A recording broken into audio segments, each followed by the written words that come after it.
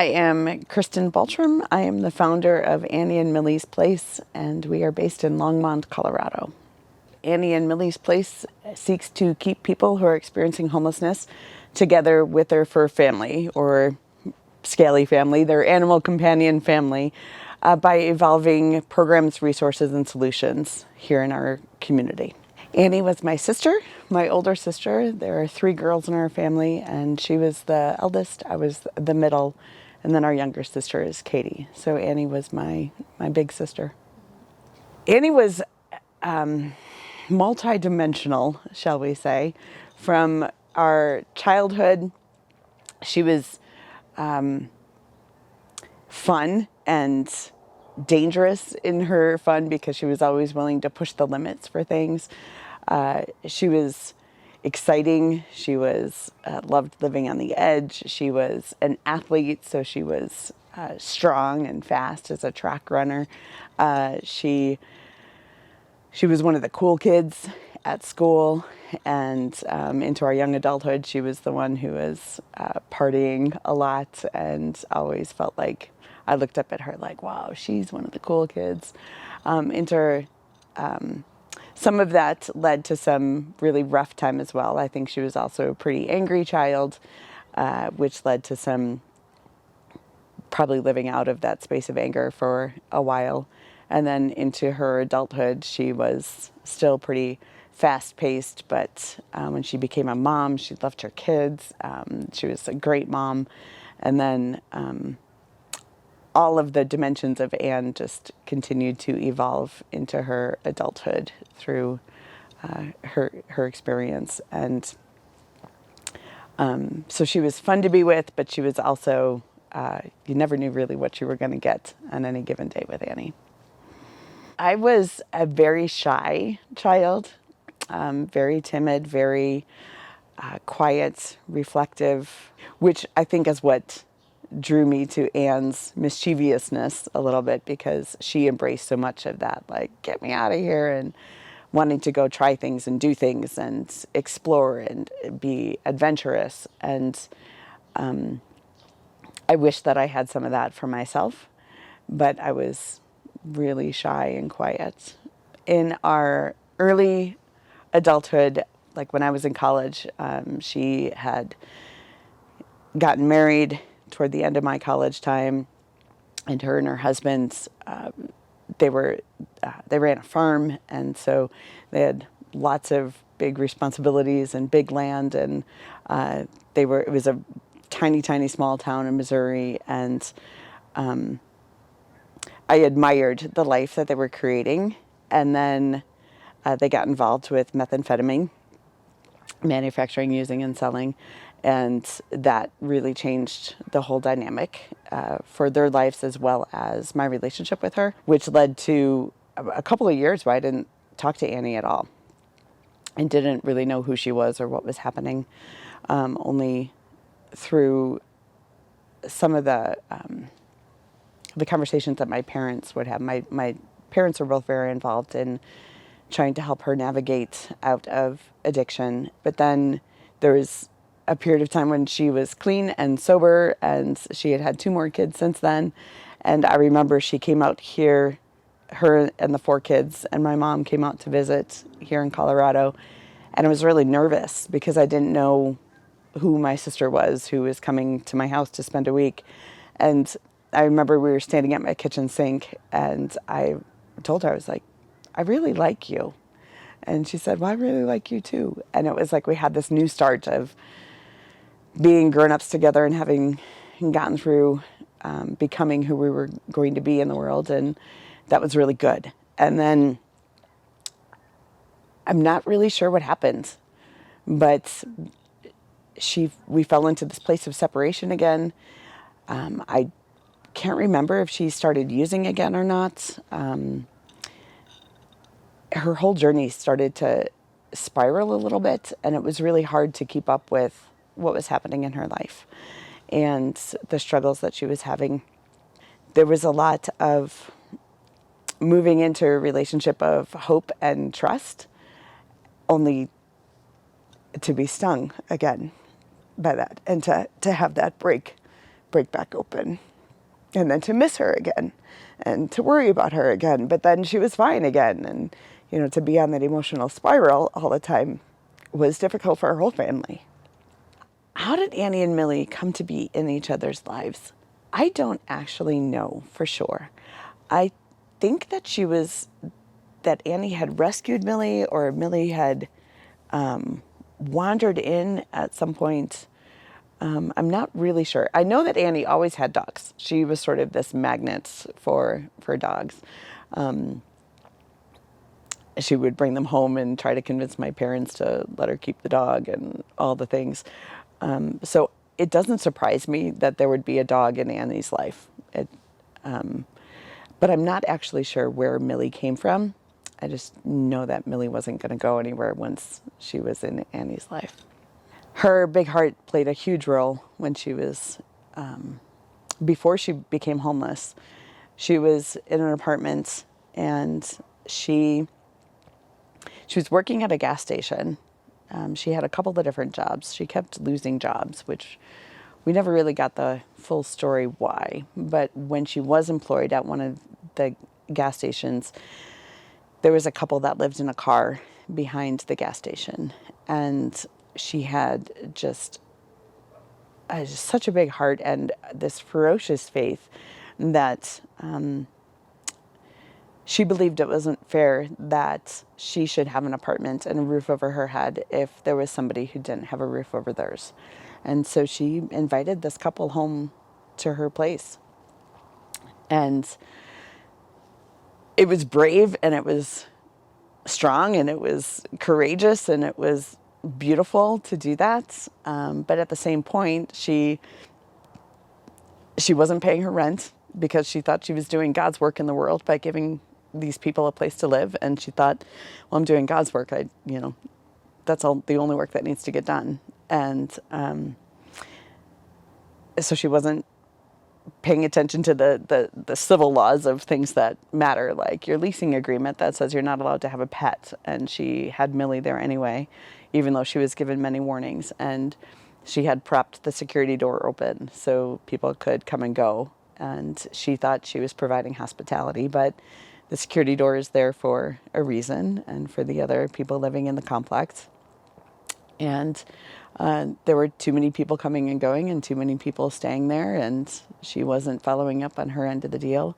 And ultimately she was evicted, which it makes sense. But that's how she became homeless. But it came out of a place of compassion and wanting to share everything that she had, which wasn't much, but it was everything she had. And that's where her big heart and jumping all the way into relationships led her to a place of danger, and she wasn't really super protected. I didn't really know much about what was going on with her housing situation other than what my nieces would tell me, that she was bringing people in, and that was part of the family drama that was going on, until November, when I was having coffee with a friend of mine, and a text came through from Annie to me and our mom and our little sister Katie, where she said, "I can't do this anymore. I'm really sorry. I was such a bad sister." And I knew at that point that was a text that she was planning to end her life. And I just knew in my soul. I finally got Annie on the phone. Probably took us about an hour to get on the phone with her. And I said, "What was that about? Tell me more." And she said that she had gotten her first eviction notice. And she explained that she wasn't allowed to have her dog, but they didn't understand that her dog was everything to her. And it didn't matter that the rules were that she couldn't have her dog. She was going to have her dog. I was like, okay, well, that's an issue, but let's figure it out. And then that's when it came up that she hadn't been paying her rent and had about $2,600 worth of back rent that was due. And my mom and I decided that, mom was going to help her out with that. And then the next month, again, there was another eviction notice. And she said again, she's like, I can't do this. And at that point, we found out that she wasn't working anymore. She had gotten fired from her job. And we had a feeling that she was gonna be out on the street. We always knew that at some point she was hurting. She was hurting bad. And so between the housing and lack of hope for her own life, it was a struggle. So Annie was finally forcibly removed from her home in January of 2019 when the sheriff came over. Millie did go live with Annie's third child for a little bit of time, and our family put Annie up in a hotel nearby for a couple of nights, and we even had aunts and cousins that were chipping in, and we'll cover tonight. My stepmom covered tonight. You know, everybody, the whole family kind of pitched in. That wasn't a sustainable lifestyle. And I remember Annie kept saying, well, you know, I can just march on down the block. There's a place where they post jobs. I can go get a job any day I want. And we were like, okay, so go do that. If it's easy to do, then go do that. And she wouldn't do it. It dawned on me, I'm like, she's not going to go to work, because who's going to take care of her dog while she's at work? And sure enough, she never went to work. And I would like to believe that she didn't go to work because she needed to hang out with her dog and she didn't have a place to have the dog taken care of. But I don't know if that was the reason why or not. I think it was. Maybe it was one of the reasons why she didn't go to work. We talked about shelters, and she did stay in a couple of the shelters in town, but she couldn't have Millie with her, and she just wanted Millie back. And according to my niece, who was holding Millie at the time, she had worms and fleas, and she needed all sorts of veterinary treatments that my niece couldn't afford. We knew that her stuff was in a storage unit at that point. One of her other children was paying for that. And we knew that she was sleeping in there sometimes, which we knew was illegal. But she wanted to be with her stuff, and she had her dog. And it was hard not to support that. You know, we were like, we get it. This went on for about 7 months. And then it was in July of 2019, the last time I spoke with Annie, I woke up to a text message that said, I'm going to the McDonald's, there's Wi-Fi, and I hope you'll take a minute to talk to me. And of course I had meetings at work and I had things to do, but I made time and called her, and she went on for about 45 minutes about all the trauma in her life again, and just telling really painful stories. And then I finally said to her, I'm like, Annie, I get it. Like, I'm sorry that this was your life.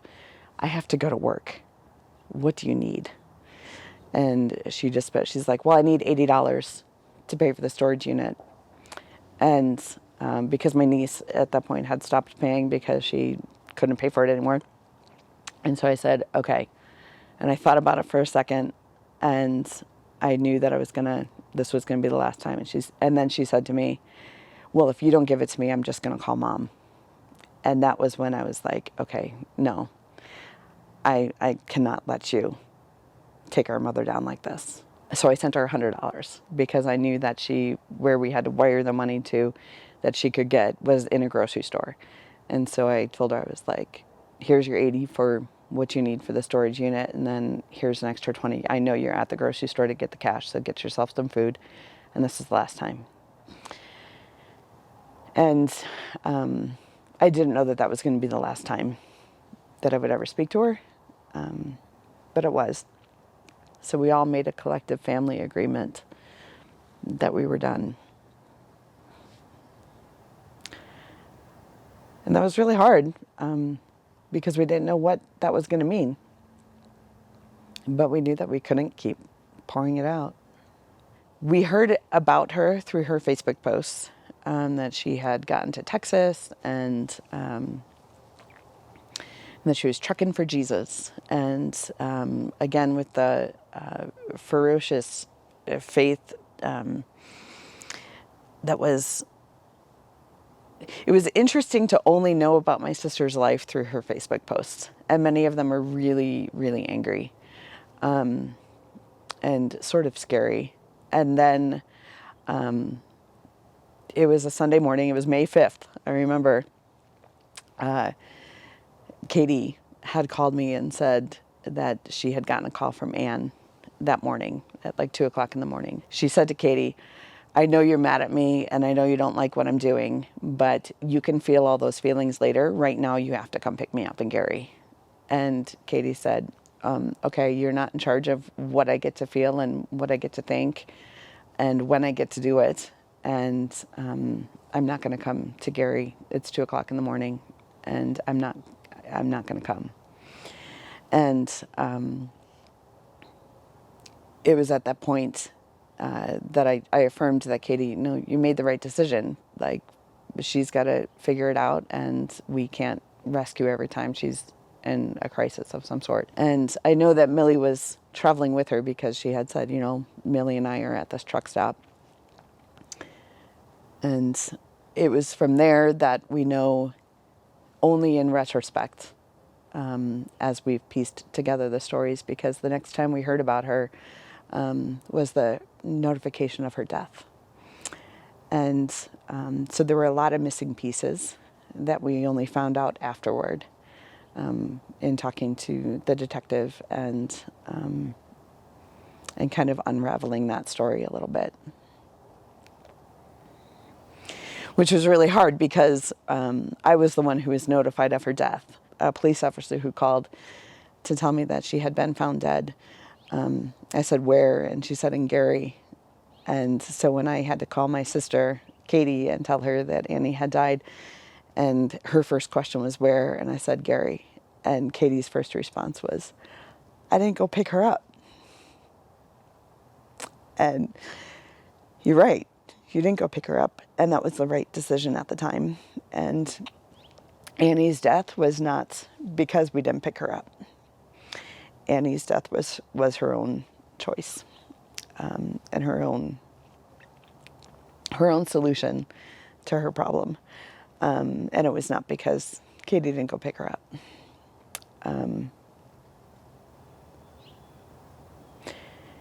It was a hard realization, though, that when we knew that we were done, that she was done too. Where is Millie today? We don't know. When Annie died, Millie was there where she was sheltering. When I spoke with the officer who notified me of her death, he said that there was a dog and we had 24 hours to come get Millie. I was actually at a work event in Wyoming at the time, and Casey, Annie's daughter, was with me. And, you know, my mom was here in Colorado, and Annie had died in Indiana, and there was no way that we were going to get to Millie on time. We had 24 hours to get her from animal control. So we had to let her go. And honestly, there was so much wrapped up in everything that Millie had seen. I don't know that any of us would have been in a space to take Millie, knowing that she carried the story when we were so traumatized. So we don't know where Millie is. We are hoping that Millie was adopted into some really loving home, and that Millie, you know, has a family that loves her and dotes on her and is taking really good care of her for everything that she's been through. And that's our hope. So Annie and Millie's place comes from a moment that I had in realizing that we need to do something different. That just because Annie's earthly story ended tragically and full of trauma and full of pain, I was not willing to let that be the end of our family story, nor the end of Annie's story, because we had had so many good times together, and there was so much more to her life. When somebody dies by suicide, it's a moment. of their life. It's not the entirety of their life. Annie and Millie's place comes out of the fact that there was more to Annie's life than the pain and the trauma, and letting that go and turning that into something that stands for and recognizes that when we said no, when Annie's family said no, Millie was there. And Millie said yes every time to Annie. Millie traveled, Millie snuggled, Millie kept her warm. Millie was her only purpose and companion through it all. And so doing something for that. So Annie and Millie's Place is really an organization that acts on behalf of other families that have been through this, that have had to say no. We can say yes because we're not stuck in the family systems as we interact with people. We don't have the baggage and the emotion that we had in our own system with Annie, where we had to say no. We can say yes to these people again and again because we're not tied in the same way.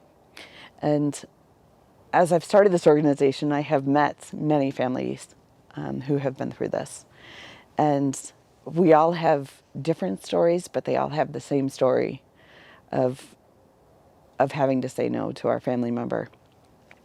Grand vision for Annie and Millie's Place has a couple of different parts, but the first big part is I would love to open a day shelter type facility that just provides an oasis of care and respite for people experiencing homelessness who have animal companions.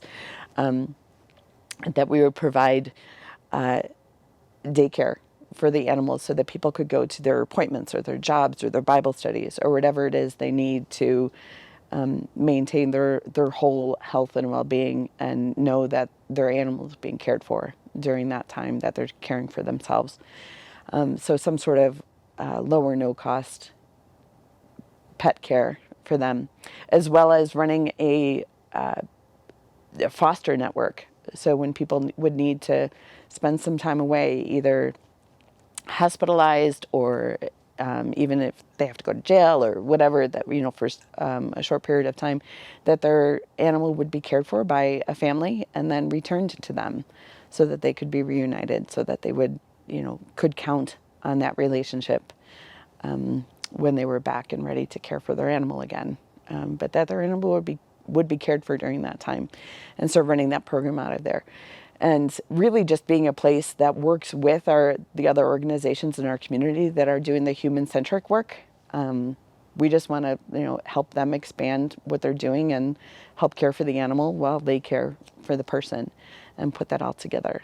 Let's go find the solutions to these things in ways that are sustainable, that make sense, that follow the rules for our world and our society that we live in, but also are about that big heart and about that dream and about recognizing that everybody gets to have a place of rest and everybody gets to have a place of warmth.